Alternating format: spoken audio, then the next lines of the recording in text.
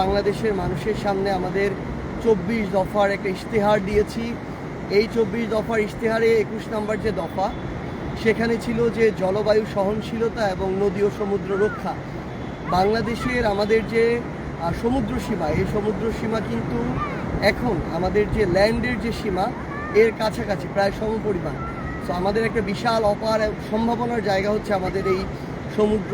এখন সবচেয়ে গুরুত্বপূর্ণ হচ্ছে এই সমুদ্রকে, এই ব্লু জিনিসটাকে আমরা কীভাবে ব্লু ইকোনমিতে পরিণত করতে পারি, আমরা কিভাবে আমাদের এই যে বায়োডাইভার্সিটি জীববৈচিত্র্য রক্ষা করতে পারি, আমরা কিভাবে আমাদের জায়গা থেকে আমাদের এই যে সমুদ্র তীরবর্তী যে মানুষেরা রয়েছে তাদের যে সাস্টেইনেবল একটা জীবন ধারণ সেটা নিশ্চিত করতে পারি।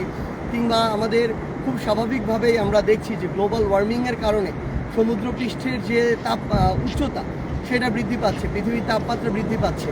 তো এর ফলে কিন্তু আমাদের সমুদ্র উপকূলীয় বিশাল একটা জনগোষ্ঠী অদূর ভবিষ্যতে, আমরা যেটা প্রত্যাশা করি না তেমনটি হতে পারে যে সেই আমাদের ভূমিগুলো কিংবা বসত বাড়িগুলো সমুদ্র গর্ভে চলে যেতে পারে। তো সেই জায়গায় আমাদের প্রয়োজনীয় ব্যবস্থা নেওয়া এবং আমাদের এই সকল জায়গা থেকে সরকারের কিছু গুরুত্বপূর্ণ দায়িত্ব রয়েছে।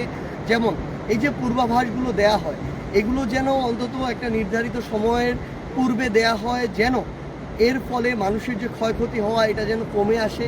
ওইটুকু জায়গায় আমাদের সক্ষমতা অর্জন করা প্রয়োজন। আমাদের এই সমুদ্র, আমরা এখন কক্সবাজারে আছি, এই সমুদ্রটাকে যেন আমরা আমাদের সম্পদে পরিণত করতে পারি। সর্বোচ্চ ধরনের খনিজ সম্পদ থেকে শুরু করে এগুলো যেন আরোহণ করতে পারি এবং এই আহরণটা যেন খুব স্বাভাবিকভাবে সাস্টেইনেবল ওয়েতে হয়, এগুলো আমাদের নিশ্চিত করা প্রয়োজন। এবং আমাদের দিন শেষে যদি আমরা আমাদের নদীকে রক্ষা করতে পারি, সমুদ্রকে রক্ষা করতে পারি, আমরা মাছে ভাতে বাঙালি বলতাম নিজেদেরকে, সেই আমাদের মৎস্য সম্পদের যে বিশাল এক আধার সেটা কিন্তু আমাদের নদী এবং সমুদ্র, এবং আমাদের যোগান আসে এখান থেকে।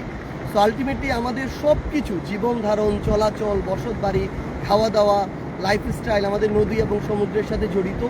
আমাদের এই জন্য আমরা মনে করি যে আমাদের এই টেকসই নদী এবং সমুদ্র আমাদের দরকার। যে এই যে অব্যবস্থাপনা, জমি দখল, মানে সমুদ্র পারে কে কতটা জমি দখল করে কী ধরনের রিসোর্ট তৈরি করবে, কি করবে, কে হোটেল দিবে, এগুলোর প্রতিযোগিতা চলতে থাকে।